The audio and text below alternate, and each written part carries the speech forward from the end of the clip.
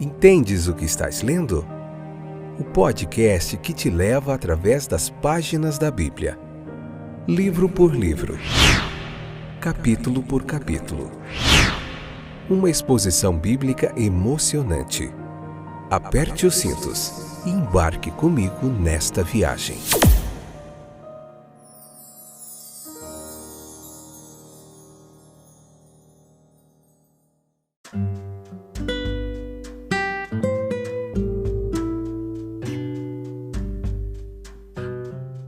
Olá, eu sou o Fábio e este é mais um episódio do podcast Entendes o que estás lendo.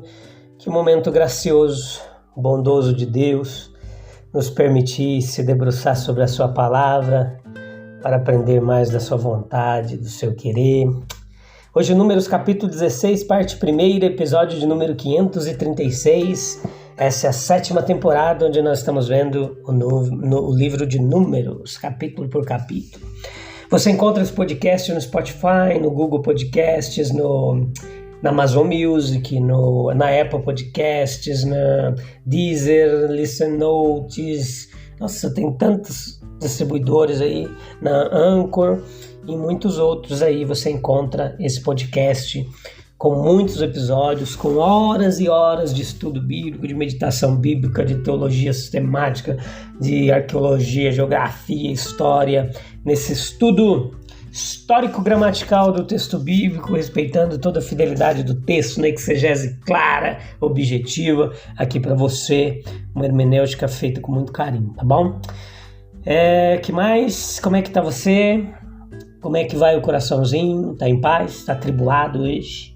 Descansa no Senhor, nas suas promessas, na sua fidelidade, espera nele, porque ele não falha, tá bom? Continua confiando, mesmo que pareça que está demorando. Deus chega na hora certa, no momento certo. A gente vai falar bastante nesse capítulo, nesses episódios aqui do capítulo 16, sobre a rebelião de Corá.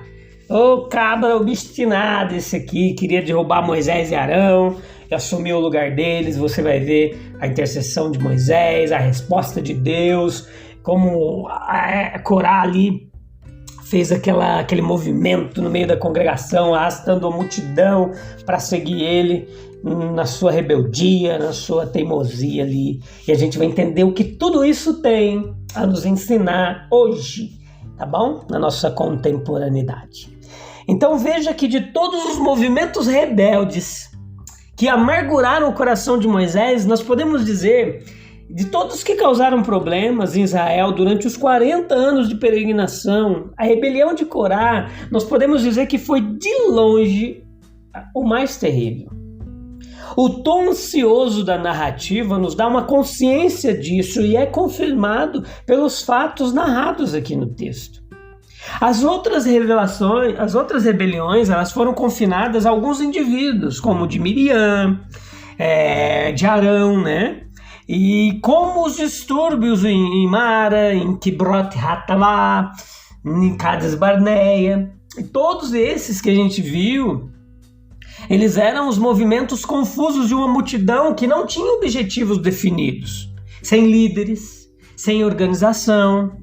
Mas nesta de Corá não há apenas um fermento ali, uma inflamação geral de sentimento rebelde, mas há uma conspiração organizada, com um homem resoluto e capaz à frente do povo, liderando.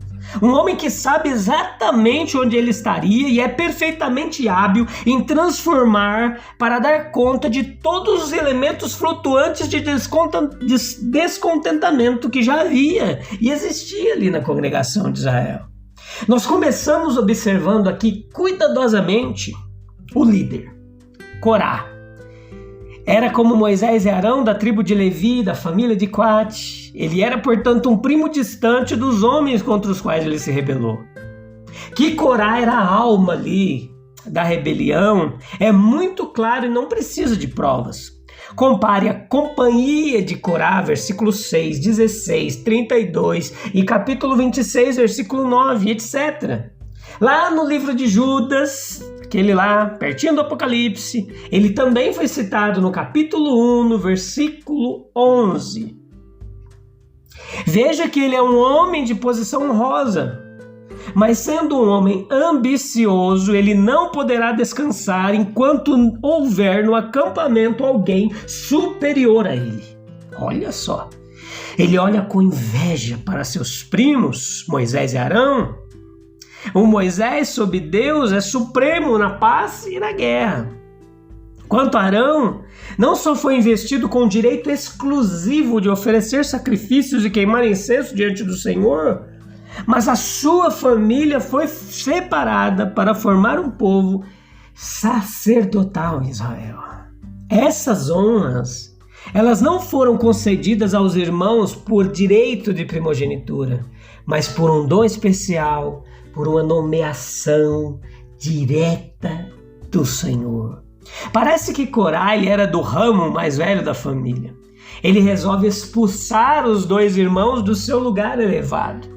E até agora a sua intenção é aberta e declarada. Nós não precisamos hesitar em acrescentar que ele pretende saltar para o lugar deles. Mas sobre essa parte de sua intenção ele se cala por enquanto. Veja sua política aqui. Ele começa anunciando uma doutrina, um princípio, uma ideologia, tanto quanto qualquer outra coisa na rebelião. Isso nos permite avaliar o dom de Corá para a liderança. Os movimentos que se baseiam apenas na força bruta raramente alcançam resultados duradouros. Sangue e ferro não são suficientes, mas um verdadeiro líder de homens não mede esforços para dominar a mente dos homens. Ele gosta de dar aos seus seguidores uma boa palavra de ordem. Sim, uma boa palavra de ordem ou um grito de guerra, né? A gente lembra logo de Hitler. Quando uma nação fica totalmente possuída por um princípio grande, sólido, quando alguma doutrina elevada, de longo alcance, conquista o coração, é quase invencível, gente. É característico de Corá que ele até agora aprecia a importância de uma grande doutrina para se reunir, que ele procure alguma verdade que possa ser usada para o seu propósito. No grande oráculo, que foi o primeiro a ser proferido no Sinai, ele pensa ver o que servirá admiravelmente. Êxodo capítulo 19, versículo 6. Sereis para mim um reino de sacerdotes e uma nação santa, é o que diz o versículo. E assim ele levanta um grito de igualdade e fraternidade, como na Revolução Francesa. Igualdade e fraternidade.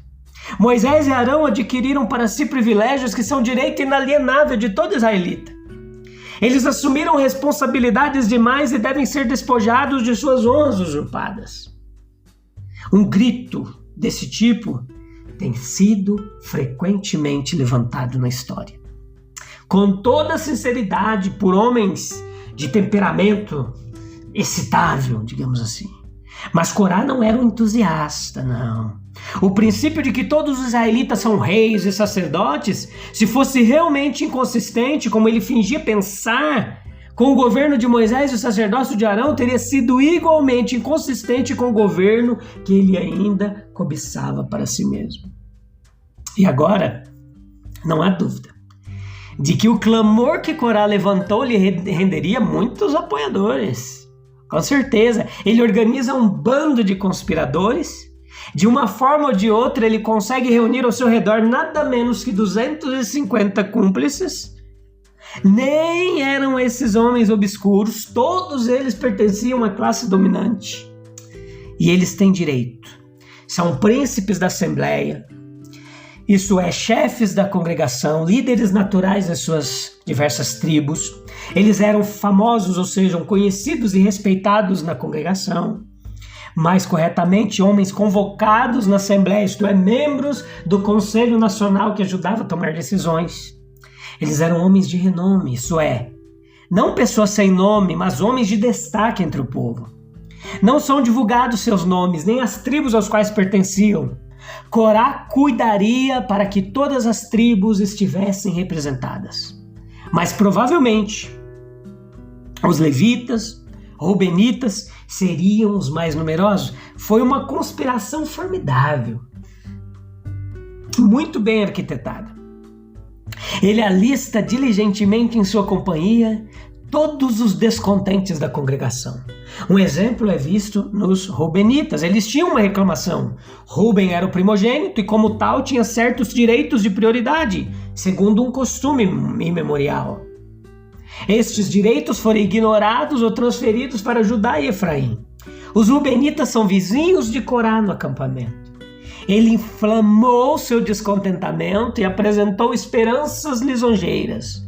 Então Datã e Abirão e seu povo juntaram-se a ele numa revolta aberta. Versículos 12 ao 14.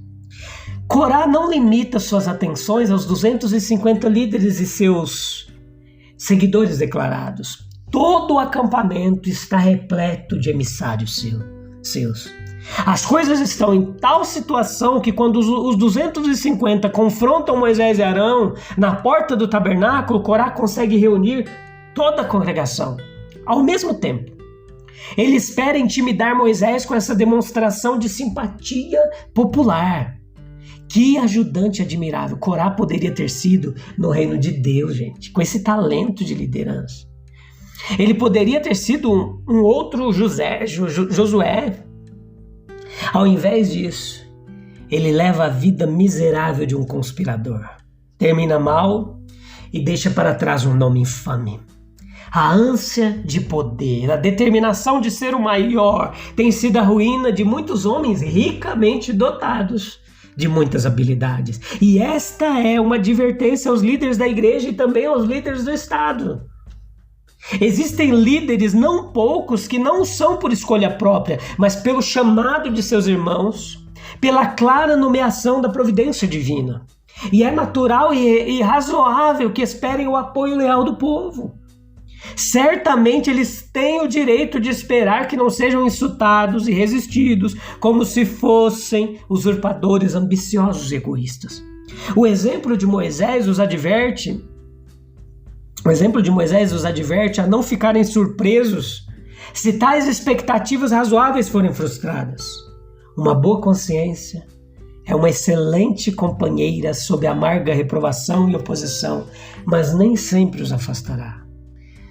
Nunca um líder foi menos ambicioso, menos egoísta do que Moisés, mas, no entanto, ele dificilmente poderia ter sido tratado pior se fosse outro Corá.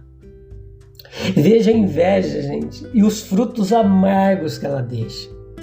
Uma conspiração de rebeldes, eles começam acendendo a chama da inveja uns nos corações dos outros.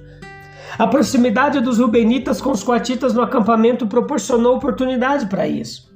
Ai do homem ímpio e ai do seu próximo. É um ditado judaico, talvez derivado desse incidente, quem sabe. O pecado deles era ainda mais sério, porque eram homens de renome. Pecadores influentes são particularmente muito mais perigosos. O pecado de Corá, ele é especialmente grave por causa do seu parentesco com Moisés, mas principalmente por causa da honra já concedida a ele e a seus irmãos. Versículos 9 e 10. Observe a insaciabilidade do pecado. Ele nunca está satisfeito. Sua conduta também condena os seus motivos como maus. Eles invejavam o poder ou os privilégios, talvez até mesmo a provisão feita para os sacerdotes, como sendo um pouco melhores do que a dos levitas. Você busca coisas grandes para si mesmo? Não as procure. No caso deles aqui, eles apresentam uma acusação falsa contra Moisés. Versículo 3, que recai sobre eles mesmos. Versículo 7. Deus havia erguido Moisés. Eles estavam procurando se elevar por si mesmos. Eles não aproveitarão o espaço para arrependimento até amanhã, quando Deus decidirá. Eles não vão dormir sobre isso, com qualquer vantagem para si mesmos. Eles não se comovem com o lembrete de que suas murmurações não são contra Moisés e Arão, mas são realmente murmurações contra Deus. Versículo 11. Eles enfrentam uma interposição amigável de Moisés por meio de uma nova conspiração de graves falsidades, de ambição, versículo 13, de engano, versículo 14, e responsabilidade pelos males que cometeram, trazidos sobre eles por seus próprios pecados, versículo 13, versículo 14, para nos matar, tu nos trouxeste aqui, é o que diz a expressão. Eles persistem no mais audacioso desafio: a Deus até o fim. Então veja Corá e o seu grupo com seus incensários na porta do tabernáculo, visualize aí. Enquanto Datã e Abirão, seus parentes, aguardam imprudentemente a questão nas portas de suas tendas, apesar da advertência do versículo 26, e esse último ato de pecado é um elemento também de sua punição. Como a rebelião ela foi enfrentada e reprimida, Moisés foi o mais manso dos homens. Houve circunstâncias agravantes na rebelião de Corá, que teriam esgotado a mansidão da maioria dos homens, mas não conseguiram derrotar, destruir a de Moisés. A paciência duradoura do servo do Senhor, ela nunca brilhou mais intensamente do que na maneira como ele enfrentou a rebeldia do seu parente ousado e inescrupuloso. A Corá e os 250 chefes da conspiração, versículos 5 e 7. Você desafia a legitimidade do meu governo e do sacerdócio de Arão? Você insinua que nós subimos tão alto pisando nos direitos de nossos irmãos? Eu poderia implorar em resposta que Arão e eu não entendemos nosso presente honras, mas elas nos foram confiadas pelo Senhor. Mas vamos submeter o assunto à decisão do Senhor, não tem problema. Deixe-o mostrar quem são seus, quem são santos, quem ele escolheu para se aproximar dele no seu santuário. Pegue incensários e se apresente amanhã perante o Senhor, e eu e Arão também iremos. Deixe o Senhor responder com fogo. E essa é a proposta de Moisés. Você não pode perder os próximos episódios desse capítulo, onde nós vamos continuar falando sobre isso, e você vai entender e ver o desfecho de toda essa história aqui, que é bem legal e bem didática, e a gente vai fazer a aplicação dela, tá bom? Te encontro no próximo episódio, combinado? Um abraço, Deus abençoe. Até breve, tchau, tchau.